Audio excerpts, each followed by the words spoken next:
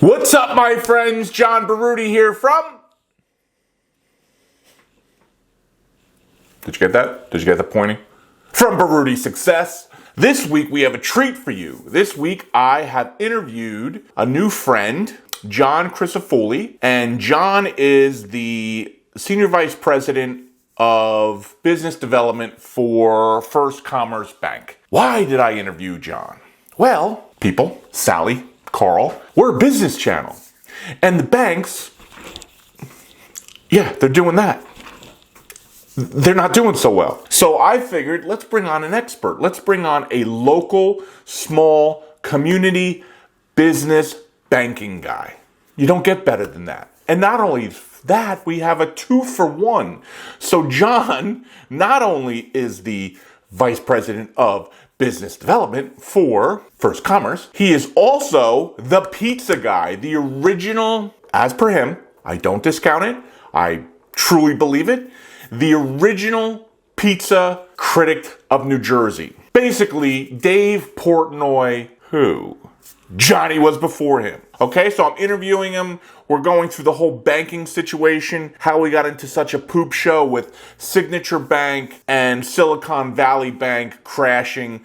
Is our money safe? Are we going to lose it? Do we have business and personal funds in these small banks and it's going to go away? Well, Johnny answers those questions, okay? So stay tuned. I hope you guys love it. Yes, it's long, but wait till way into the interview when I interview John about his Pizza Critic, that's right, Pizza Critic career, and you'll find out who he likes pizza the best in New Jersey and near his house. Actually, that's a lie. One of them, the best of the best of the best, is not in New Jersey. Stay tuned. Here we go.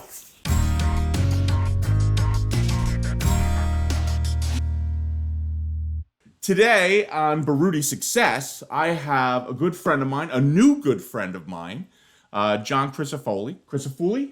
Crisafulli, that's Crisafulli. perfect. All right, I didn't mess that up. That's a good thing. Two Italian guys trying to get the name right. John and I met at a NJBIA conference, right? That's how we met, at a business conference? At the Pines Manor, yes. At the Pines Manor, that's exactly right. So a brief about John. So John is the Vice President of Business Development, right, for First Commerce Bank. Yes. It's a small bank, but mainly for business, right? That's correct. And John, the reason I really wanted to have you on, besides you're a great person to talk to, is that what's going on in the business and the banking and this craziness with the bank failures. And I have people calling me, and even me, you're worried about, is our money safe in a small bank, right? Should we move our money to a larger bank, a top 10 bank? I don't want to do that. I was with a top 10 bank, John, and it was a nightmare, as a small business person. So I wanted to have you on. I wanted you to talk about your bank. I wanted you to talk about your experience with being with small banking and small business, right? Yes. And I also wanted to, later in the interview, I want to give my audience a special treat because you have a second persona, John. I do. I actually speak in the third person on it. And I found that out. I was told that you have a second persona. I was told that you are the original pizza critic. That's what I was told. I am New Jersey's original and official pizza critic. I love that. I love when you say the official. So my answer to that is Dave Portnoy, who? Yeah, so I'm excited about that. We'll discuss that a little later in the interview. And I want to get from you, and I want to tell our audience your thoughts on the best pizza. Both doesn't have to be New Jersey. The best pizza that you've had and the best local pizza that you've had near your home. But let's before we get into that, let's talk about you. Let's talk about your bank. Give me a little, give the audience a little synopsis about First Commerce. Thank you, John. Thank you. And again, I appreciate the opportunity. I've been in community banking, true community banking, hometown banking for 27 years now.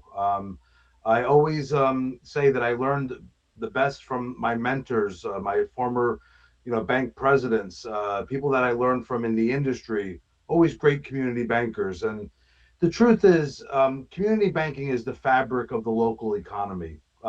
That's the backbone of our economy is local entrepreneurs, local small business owners. And at a bank like First Commerce Bank, where I've been honored to serve the communities we serve, been about 5 years now.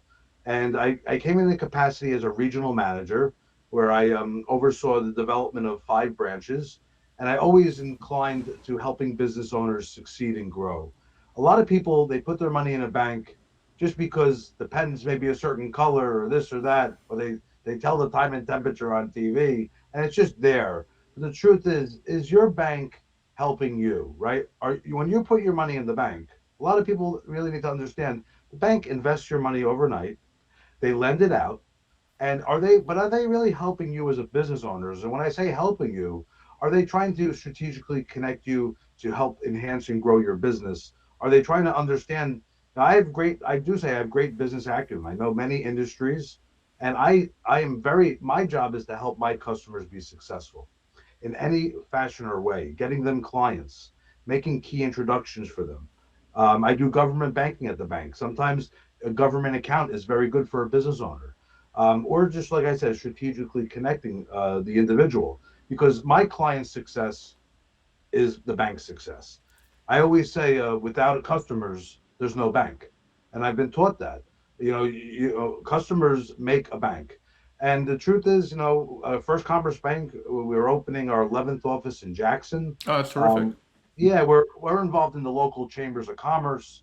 We're sponsoring events. We're promoting local business, which again, that employs local families. We deploy our capital and lend money in with commercial real estate, physical brick and mortar that we know is not going to blow up with new tech or Yeah. cryptocurrency, and Well, that's John, what the world is all panicked about right yeah, now. exactly. So, that's the whole thing, right? So, being with large banks, small banks, mid banks, and really getting the deals done the best and the quickest with banks that know their region, right? Like banks, I haven't banked with your bank, but back in the day, I banked with Manasquan Bank. Good. And, Okay. local banks that Yeah. you said something a little while ago that you say that the banks and this is where a little bit of the trouble came in is the banks invest their money overnight, right? I mean, that's what a bank's supposed to do, and they're supposed to, deploy their assets. So they get the deposits in from businesses like mine, Correct. and they're supposed to deploy them to loans. Now, and correct me if I'm wrong in anything that I'm saying. Because with Manasquan, I asked them, I'm like, do you guys hold on to my loans or, sell them? And they're like, no, no, we'll hold on to your loan for as long as we can. Now, Right. John, before I was with Manasquan, I was with who is that bank in Wall that got sold out right during the oh my God, I should have prepared a little more. It wasn't Commerce, it was Sun Bank. Sun Okay. Bank. I remember Sun. Yes. And Sun had a lot of my larger loans and they got bought out or they got helped out, let's say. And John, that was a disaster. It was a disaster Yeah. because I got kicked around from VC to this to that who owned me and I didn't even know who I was supposed to pay. And then Yes. when I refinanced everything, I went to Manasquan, and again, a small bank like yours. Yes. I literally talked to the bank president. Like Yeah. they had me in. Like I was. I did a lot of their events. They did a lot of events. I sold them the bread to do. It was. I got to be honest. I hadn't been used to that, and I thought it was awesome. I thought it was terrific. It's so important, and that's a big thing. If I have to call our president, I have his cell phone, Yeah. and that including the chief lending officer. And that's very important, especially when someone's looking to apply for a loan, and definitely not selling loans off. We hold our loans as well. Unless they're Um, non-performing, right? If they're a non-performing loan, you don't want that on your books. That's correct. That's correct. And we're here again, like I said, the fabric of our community. Our banks are we have 10 branches right now, soon to be 11 in towns in New Jersey. and we're serving those local business communities. We're not funding new technology that's risky. We're not doing anything with crypto. That's what happened. And it's unfortunate. But you know what's very important is we're benefiting. We're benefiting because people are starting to realize, you know what? I remember that local community bank, and they're not forgetting what we do, and we are benefiting right now. And community banking is strong. There'll always be a need for it, and like I said, I've been in it many years. We're headquartered locally in Lakewood. That's where the local decisions are made. It's not like your decisions are being made even outside the country, which is happening. It's unfortunate, but this bank is headquartered in the state, and we want to grow. And I'm excited. I'm excited. Like I said too, my our managers are seasoned bankers. They've been in banking, some more than me, Right. and which is great because knowing your customer is key. People come in all the day, and you hear horror stories, especially nowadays with fraud. But Yeah. we have a fraud detention team. We have actual people in our back offices, and our managers know their customers. So if someone comes in, they don't look familiar, or a check doesn't look right, we're looking at that and Yeah. we're catching the fraud. Yeah. So that's what you get with local. You get that service, and I always say it's three things: service, convenience, and rate. And we do try to make be very competitive with lending and deposits with our rates. So on that line, so let's talk about, so what should an entrepreneur, a business person, even a small person going into business, what should they look at when they're looking at a bank like yours? Like what are the questions they should ask? Are they asking that, do you sell my loans? What kind of investing do you guys like? What are the questions that they should ask so they know it's not going to be an SVB and all of a sudden. Now, listen, the government came in, right? They swooped in and they said, listen, nobody's losing their money.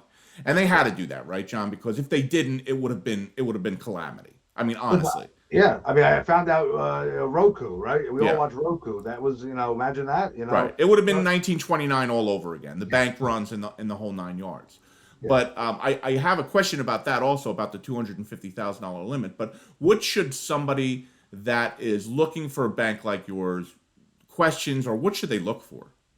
Yeah, I mean, one good thing is a lot of banks have increased their minimum balance requirements for accounts. You don't want to pay fees if you don't have to. I mean, I recommend all business owners look at your monthly statement, take the time. And if you're seeing fees, you shouldn't be paying them. A lot of banks they get so big that they have to offset their cost on the consumer and the business owner. They call that analysis charging. Yeah. So they take your balances and it offsets your fees. At a bank like our size, we are not even charging analysis. So we offer ACH, where you can originate an ACH payment. Right. You can receive ACH at no cost. We have the deposit scanners where you can scan your checks at your convenience of your home office. There's no cost. You want to make a cash deposit? Hold on. Yep, Step back a little bit because yep, again, I was a wholesale bakery, right, yep. and we had thousands of checks going through, Yes. and I was with for that type of banking. I was with Commerce. I Okay. say Commerce, TD Bank. I date myself 100 years, Yes. and they gave us that machine, and we paid through the nose to have it. Yeah, yeah. Um, No, it- again, we're relationship driven. So if the machine, again, some institutions are charging per scan per yeah, item. yeah, per No, per per no, we check. are not. You're Okay. depositing that money. We need to be convenient. That's a very good thing to know as a small business because my biggest thing, John, in everything, like I tell my kids, anybody that listens to me, originally this channel was more about investing Uh, and and saving money and stuff, and I pivoted to the entrepreneur stuff because I love it. But back then, I used to talk about fees will ruin you, yeah, and yeah. even as a small business, you don't realize that a couple pennies here, a dollar there, $25 here. Oh, okay, no big deal, $50, but it adds up, man. It It adds adds up. up. And if you make a mistake in your account, there's an overdraft fee. We have a relationship. You made a mistake. Sometimes even I hear horror stories where someone has savings account or a second account with the same entity or company, and they're still getting a fee where you forgot to make a transfer. Everyone's human. The bookkeeper was Yeah, sick. Anything can happen. yeah. So the other thing too, on that's on the deposit side, but on the lending side, they should be looking. Are we? Are is the bank a SBA preferred lender? We're preferred lender with the SBA, and that's very important because someone wants to buy a building, you can actually put 10% down. Yeah. We have the SBA guarantee. Yeah. We have a very, very experienced SBA manager. And that's what too. Some institutions you're just going to apply for a loan, they run your credit, and in a month they say, sorry, can't do the deal. Right. We look at it holistically, the whole picture. You don't have to fit into the square. Right. We're going to take a look at everything and say, looks good. We're pretty confident we can make this loan, and then we look at different options. We have a conversation. What you just said there, John. So again, I've been through the ringer with applications, right?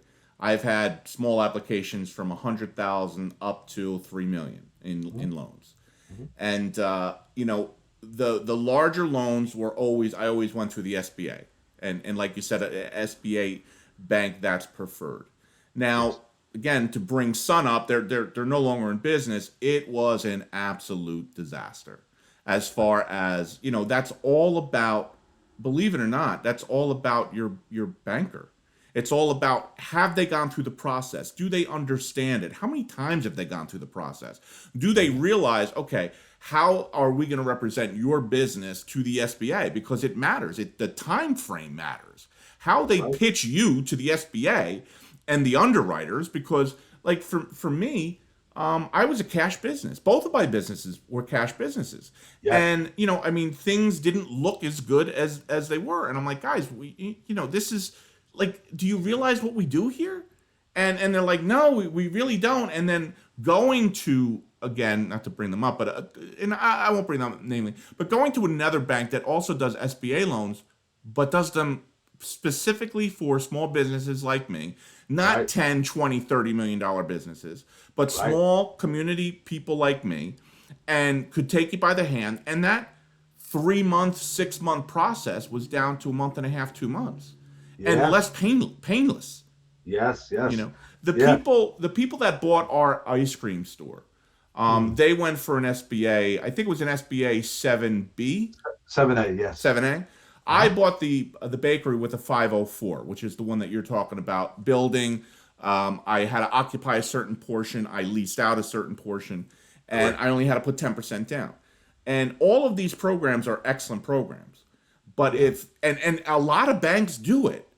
Right. But Right. if you're with a bank, or even the banker within the bank that isn't familiar with either the community or your business, it is an absolute nightmare, John. Yeah, and also, a good banker is going to say you have the option to go conventional, where if you Yes. want to put down, 25, 30% down, let's look at that.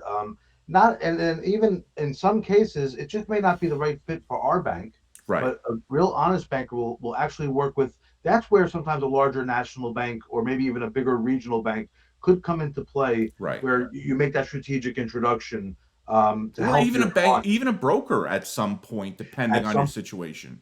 You Yes, know. I do business with several brokers that are just trying to find a good home for their clients, Right. and they serve a purpose. That's correct. Well, I think, and not to get off the bank, but the broker. And when I was first starting out, I mean, people say they're proprietary, they charge a lot of money, but they know, like your particular bank, you want property, right? That's what you're lending on.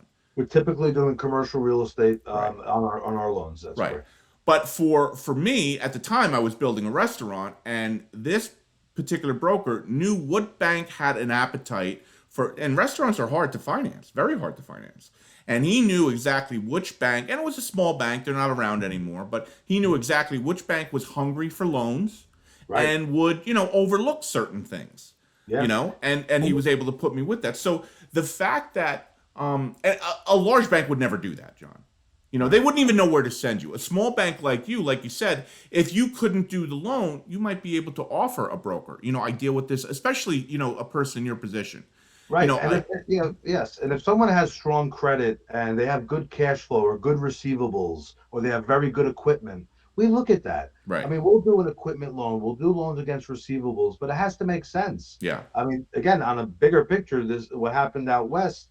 They were, that's a totally different story. We're looking at those we're going out, look at the warehouse, look at that equipment, look at the receivables. I mean, it's totally different. But so it's again dealing with bankers. I mean, the president of our bank, was the founder of a bank in northern Jersey. He's been in banking many years, very Okay. experienced, and that's you have good bankers. Some banks, it's unfortunate, they're putting good salespeople in positions, Right. and then not only that, but sometimes they're even doing investments and annuities, and Sure. they I give mean, me look a at Wells Fargo. What happened with them? I yeah. mean, their whole goal was to open accounts, just open So they learned accounts. the hard way with Yeah. that. That's Yeah. They correct. got burned. Yeah. No, Yep. listen, I've worked for banks many years, and it's you can take a guy like me, give me a license to sell annuities, but if I didn't do that my whole life, I'm not comfortable. Right. I'm going to advise someone on their life savings or their retirement. Yeah. That's you need a It's tough. professional. Yep. Yep. So Yeah, let's talk about, so the biggest fear for people is I come to your bank. I'm not looking for an investment. I'm not looking for anything. I'm looking to deposit my money with your bank and get a checking account. I want a business checking account from First Commerce, right? So I come, I give you, I have, maybe I put 100,000 in there, but my business is doing well, and all of a sudden, I have 250,000 in there. Now all of a sudden, I have 300,000 with your bank, right. and the FDIC insures up to 250,000, right? That's That's correct. what they say. Right. I've always been, and John, I had she's no longer alive, but I had an aunt that I would personally get loans from, Okay. because again, to me, she she was so conservative. She was a depression baby, and she was so conservative with her money. She was barely getting any interest. I'm like, listen, not that I'm not that you don't have to worry about me going out of business, but I'd rather pay you the interest than pay a bank. Right. Right. But at the end of the day, John, she had a lot of money, and in the original, when I was first helping her, I had to go to bank to bank to bank, and she only wanted 250,000 in each bank, not a penny more. That was Now, for her business or personally. no, personal. This was all personal. Gotcha. And today there's ways to get around that, and there's I guess besides the fact that you're going to talk about how do you get more than 250. There's also there's brokers you could be with. There's other ways that people theoretically can still be under the FDIC of the 250. And do you have any suggestions how somebody could do that in the same bank? Yeah, so I break it down very simply, and I've been through many years. I worked for a bank. It was a startup bank in Cranford many years ago, and we had the best CD around, the best. I can't remember the rate. We had nuns, sisters from Staten Island crossing the bridge with their money to Oh open it wow, up. wow, wow. It was a beautiful product. I mean, literally. So, to give you an example, a husband and wife with two children. Okay, you can open up a joint account, Hmm. right? Husband and wife, 500,000. That's insured. Individual accounts, right? Each individual 250. Okay, So now you have a million with two people. You're two covering people, $1 million right? because you've done a joint account, which is 500,000, Right? and you put two accounts in individual names, which is another 250 and 250. So now you've insured yourself for $1 million. Correct. Now, there's another way, very other way to do it too. You can have an individual account. Let's just say the husband payable on death to their two children. It Okay. goes per beneficiary. So that's 250, 250, and then the spouse can have an account payable on death to the two children, maybe even the husband. Let's add the husband to it. So that's 750 for Wow. that one account. Hmm. Then let's just say the husband did the same thing to his wife and three beneficiaries, so Wow. the two children. So That's you're seven. almost at $3 million just with those couple of things, and I don't think people realize that enough. Yeah, And yeah. I don't think. First of all, personally, I truly believe they're going to change the law. I really do. Well, the government has put something out that if a bank fails, everything is going to be you're covered. They've made it Right. very clear. The truth is, if a bank is on the brink of a failing bank, and I've heard of situations, and I was the founding of this bank was an acquisition of a charter from Northern Jersey. That's why we have five branches serving Bergen County, up Passaic County. And then we have five branches in Monmouth, Ocean, and out towards Burlington, Mercer, because there was an institution that was running low on capital. We all remember the recession of 08, Yeah, 09. definitely. Well, that bank needed support, and I don't want to get into the intricacies, but the FDIC, they monitor banks. They look at the capital. You have to report it, and if it's running low, there are ways that happens where a group of, you know, Investors. investors will acquire a charter Hmm. and recharter the bank under a new entity. Okay. That's how first commerce was started. And nobody lost money. No one lost money, but see, Right. the FDIC doesn't want to own a bank, Right. No. and they can't run a bank. So they are kind of, let's just, you can almost say like a broker to a degree. They're Right. kind of finding the suiting bank to support that bank's existence, Right. because they want those depositors to remain whole. And that's usually how it happens in the community banking industry that Right. I've seen in the past. Now, the flip side of that is, and I don't think people realize, so there's actually investing in the bank. You can, like, First Commerce is not on the stock exchange, but SVB was. A couple of the other banks that had failed were, they traded on the stock exchange, and people own those shares. Those people will not get their money back. They will not be made whole. Maybe the preferred stockholders and possibly bondholders, but that's after they sell all the assets, right?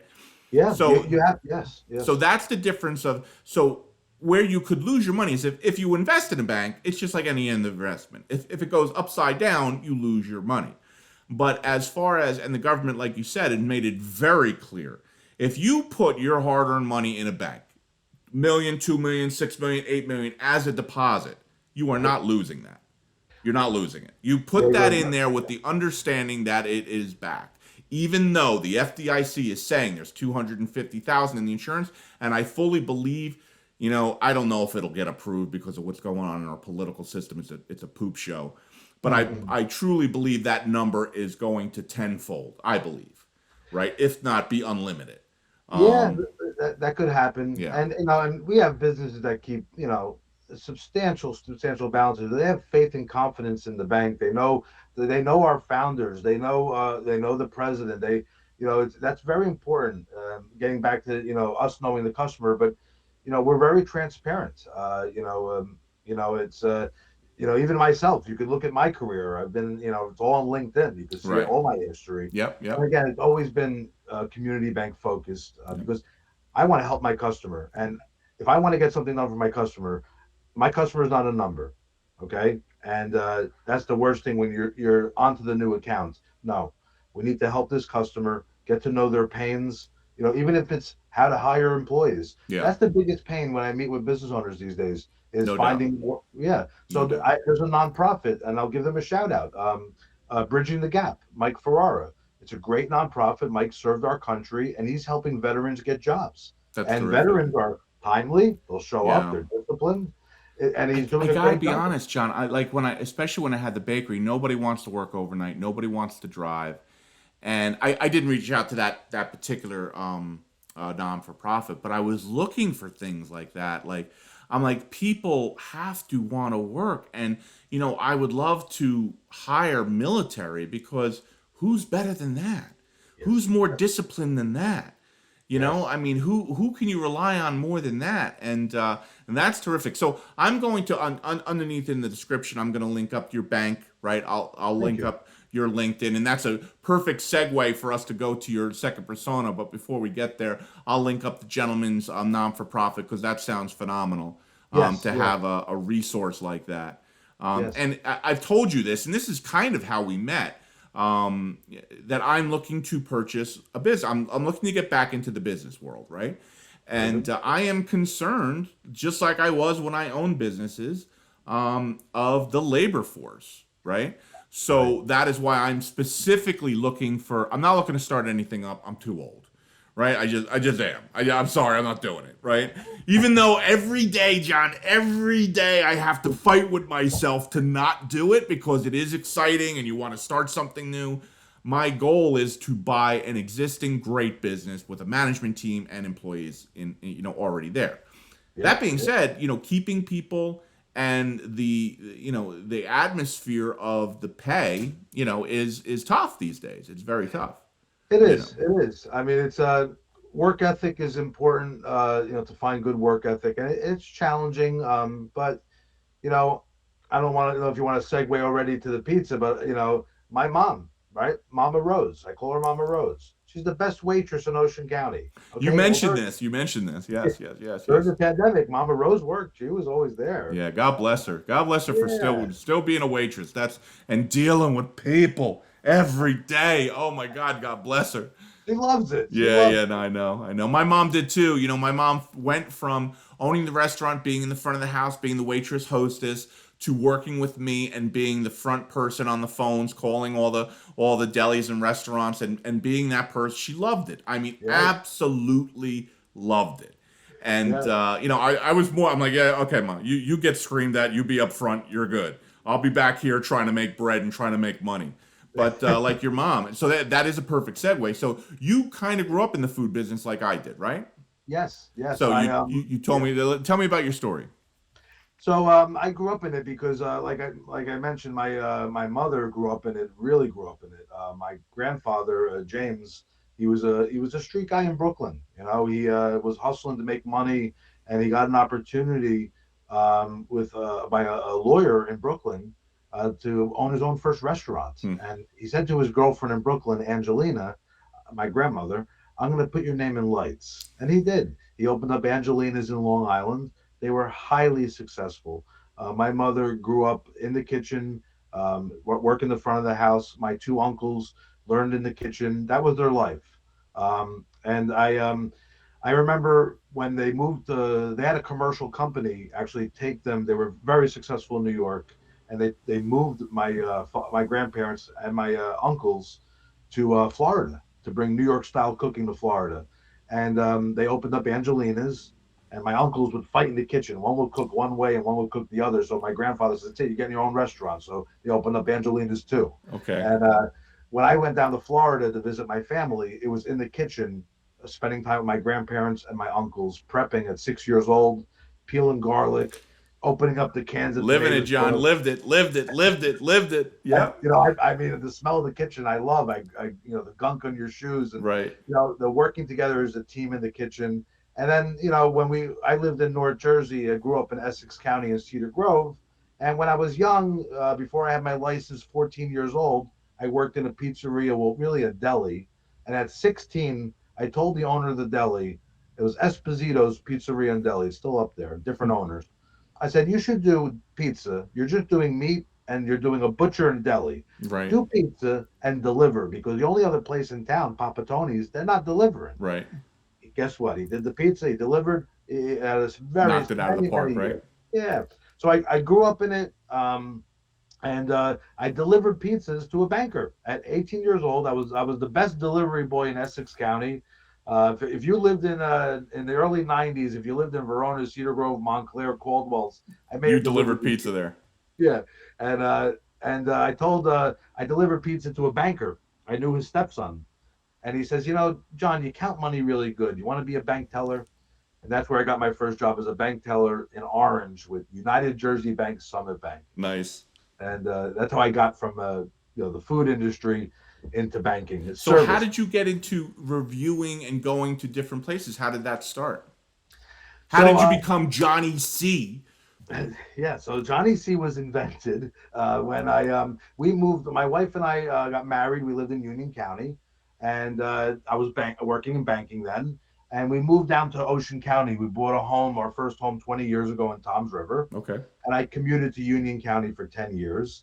Then when I started working started living down here, getting familiar with the area, of course, the local eateries. My friends and family would come down the shore and say, Johnny, I'm coming down the shore. Even clients, I'm coming down the shore. Where can I go get dinner? They would trust me. Right. Why? Because I have a genetically inclined palate from Sicily. Right. I do, you know.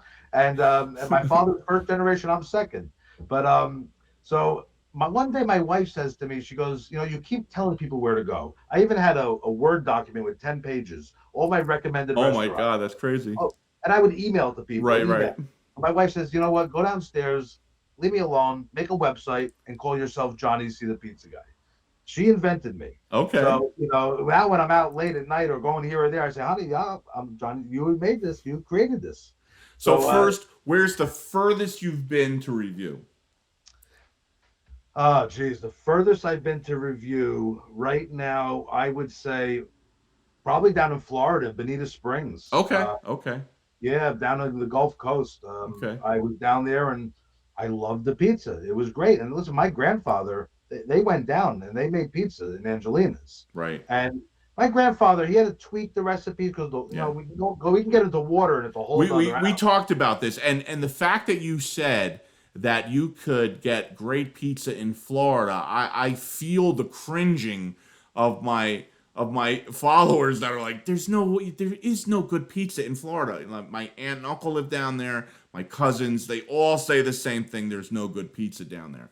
We had a discussion like I have with every pizza baker, anybody that knows about dough, about water, and you were saying that it's the water. I don't disagree with you that the water has, because listen, it's 50% of the recipe, right? Right, right. That being said, like we had our private conversation yesterday, any water can be conditioned.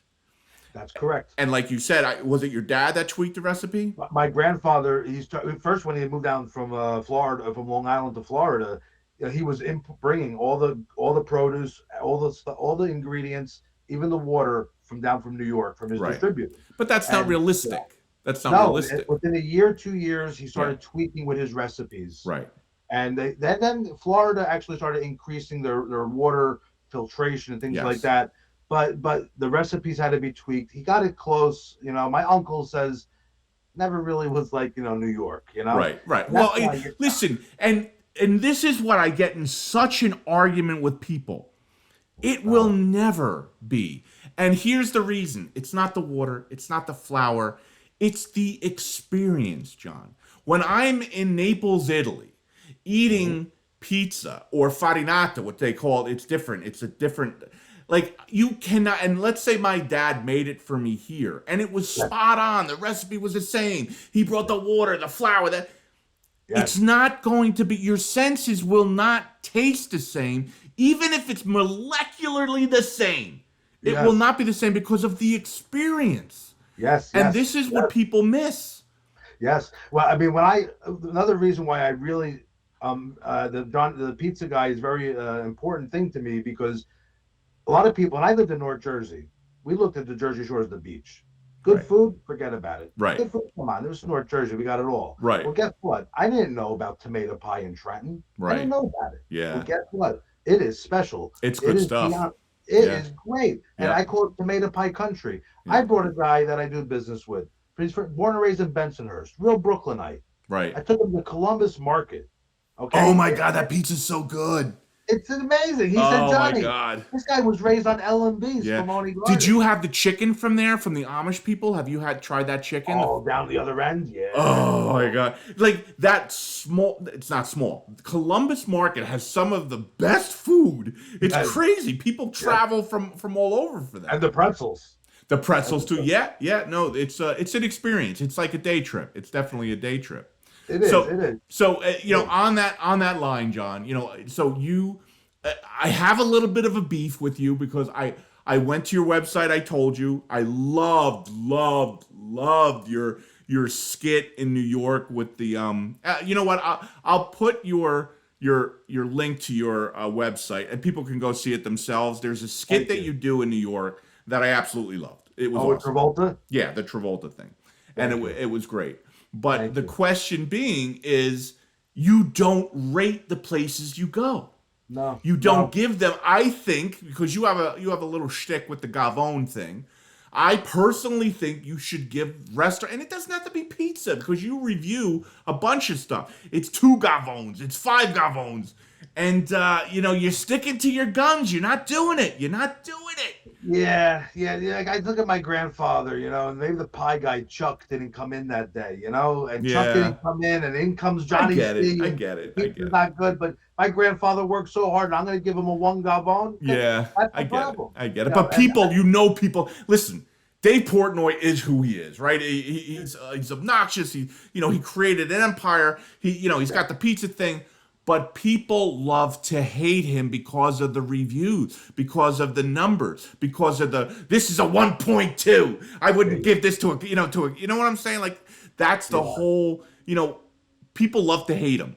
You know what I'm saying? So I get it. I fully understand your stance. I make it easy. Why you got to remember what I gave one guy, this guy. True. Yeah, no I, doubt. I just You'd need an recommend. assistant for that. Yeah, yeah. I just recommend, and I say, Guy Fieri, right? Is he rating these restaurants, these diners, drives? He's not. He's No, no, promoting he's not. He's not. Yeah, promoting good people, yeah, and that's I always sometimes I say now they're not going to share secrets of their recipes and ingredients all the time, but the truth is they always say love is one of the most important ingredients, and you know what? You said it before too. It's how you make it. It's that love that you apply, yeah, yeah. It's and the like my experience. It's the experience. It's the whole yeah, thing. It's everything. my grandmother, she made they wanted a bottle, Kraft wanted to bottle her salad dressing. Oh wow, wow, wow. And she my uncle has the recipe. Okay, And they used to make 6 gallons a night for the salads. right, Big gallons, big jugs. right, right, And right. they were bigger than gallons. And that's the recipes that people create and love. Yeah. Even my great uncle Nino, and I didn't even tell you about this story. It's a Okay. beautiful. I don't want to get too crazy with it, but Okay. my great uncle Nino, he never spoke English, broken Sicilian, and he came over from Sicily and he learned how to cook on Italian steamliners in the galleys of the kitchen. Now, if you remember the famous ship, the Andrea Doria Of that course. sunk, well, he's on the register of that ship, not when it sunk, but he cooked down there. He learned how to cook on Italian steamliners. My great uncle Nino was laid out to rest in a chef suit. Wow. Yeah, he always was very proud of his shrimp scampi Oh sauce, wow. Wow. and he would make that shrimp scampi sauce in the ice box in the restaurant. Wow. And the restaurant was called the Miramar in Long Island Okay. on the North Shore in the 50s. And the historical society of that town talks about the Miramar and talks about the chef's recipe, the shrimp scampi. And I believe my great uncle Nino Zangi was the first to put shrimp scampi on a menu. Interesting. Very nice. Very And nice it's story. something that I want to have the New York Times or someone publish because Yeah. you know what? It's a beautiful thing, and he was proud of it. Yeah. How do you not be? I mean, how do you not? I didn't get my dad's. My dad was a phenomenal chef, and my mom and dad's Northern Italian restaurant. They had a long run. My dad was written up in a lot of magazines, a lot of newspapers. I didn't get that creativeness, John. I didn't get that gene. But my dad was an anomaly in the sense that I thought my dad. And again, I've known a lot of chefs, right? Because I serviced a lot of different places. All good people, all crazy out of their mind. Very rarely will you find a good chef that is a great business person. It's rare. It's rare. True, true. And my dad, I believe, was both. Was a great business person and a terrific chef. So Wow. I got the business sense, probably not as good as him, but definitely didn't get the cooking gene. I wanted nothing to do with that restaurant, Johnny. Nothing. Yes, yes. And when I got back in the restaurant business, it was doomed from day one because I like what it was a means to an end because I wanted to create a restaurant and a bakery. That's where the bakery came from, and the restaurant I was just like I really don't want to do this. Whereas you have a love for it, I do not. I have a disdain, and I'm not a big fan of it. Yes, But I just want so I want to leave the audience with this. So yes. being the pizza guy, and listen, I get what you say, the rating and stuff, but I want to know what was the best pizza. First, we're gonna go ever that you've ever had. I don't care if you were in Italy, France, New Jersey, Staten Island. What do you feel the best pizza that you've ever had was? Yeah, it's a very challenging question because pizza is so subjective. Very subjective. You got thin crust, Sicilian, and So margarita, all many. different styles. Chicago. It's just so. But for you, on your table, well, first of all, let's talk about that. So we know if you follow Dave Portnoy, what he likes. He likes a bar pie. He likes a dark bottom, right? So what do you like, first of all? Like, what is your go-to pizza? Okay, okay. Well, I referenced it before. Um, I love a tomato pie. Now, I was part of the pizza bowl, and a lot of people know in Jersey we have a pizza bowl, Okay. and we have You had told me about three. this. Yep. Yeah, and the second annual pizza bowl, Maruka's in Seaside Heights, which is a Pennsylvania, and then Trenton family Yep. that does an unbelievable tomato pie. Very good They pie. won the pizza bowl Wow. against North Jersey. Now, Right. North Jersey did not like this. Right. But I'm going to tell you, I saw that pizza come out, and Dominic Maruca was working that oven, Right. and he did a great job. Now, So see, not to stop, but to stop, like real quick, I'm not a my ex-wife loved that pizza. I'm not a fan. I some think people it's aren't. a great pizza, but I'm not a fan of the cheeses he uses. I'm not a fan. I like tomato pie pizza, but like, and again, nothing. Maruka does a phenomenal job. And again, just like you said, it's subjective. There's Sure, people that will come from all over for their pizza. sure. Personally, I'm not a big fan of the cheeses and stuff. Not that Yeah. it's bad; it's awesome, but not a fan. You know what I'm Some saying? people like I love a sweet sauce. Yeah, All right. yeah, If they're adding sugar, whatever it is, I like a sweet sauce. I also don't want any oil dripping. I want to hold that pizza. I don't want to see any flop. right, Very big for Johnny C. right, so, so, right. I'll answer your question. And I say if I really want to take someone to just a stellar pizza pie, it's not in New York where my roots are from. Okay, it's not from Brooklyn. My mom's from Brooklyn. My father's from Queens. It's not from Queens. It's not from North Jersey. My roots. It's not in Jersey. It's in North Philly. That's right now my top You top told me this. pizza. And what's the name? It's Tacanelli in Port Taconelli. Richmond. Okay. And you can smell the dough from 2 blocks away. Now, is this the one, John, that you told me that you have to have reservations for the Yeah, you got to dough? call. Oh, I learned. You got to call a week to 2 weeks ahead to reserve your dough. So if That's you and I are going insane. together, we want to have like now this place. There's no appetizers, no fried galamad, no salads. Bring your Right. own salad. You know, and you got to call and say you and I are gonna go together. There's 5 different pies with different toppings, Okay. and we're gonna have 4 pizzas. So you got to call say I need 4 doughs this date, and we booked the point. We booked the reservation. That's crazy. So yeah, yeah. I didn't. I went there with my daughters. They're I my gotta camera. try it. Yeah. Yeah, my daughters came with me. We did the Rocky steps. We did the whole thing. We walk Nice. in. You're not on the list, and I don't say I'm Johnny C the pizza guy. Right. No, I can go in, and I'm on the list. And then I said, please. I drove over an hour away from Toms River, New Jersey. No, I'm New Jersey's original official Peter. Here's my social media, my YouTube channel, Right. no. And I was like, my daughter Sarah, she was 10 years old then. She looks at me and she goes, Daddy, they're serious. They're not going to let you in, let you have pizza? You? I said, Sarah, they're serious. Yeah. But we walked out. My head was down. I was very upset. And I did Facebook Live, 20 minutes, yelling and screaming. I said, call the cops. I don't care. I'm having Tacanelli. And I did. That night, I had Tacanelli. I won't get into all the details, Right. Right. Right. but it was if you go on And then you had Facebook. told me you had gone back, right? And you made the reservations. I went back another time with a client, and we made the Yeah. reservations, and it was excellent. I And gotta give that's that a what shot. I gotta give it a yeah, shot. it's great. And I always say too, in business, we can segue back to business real quick.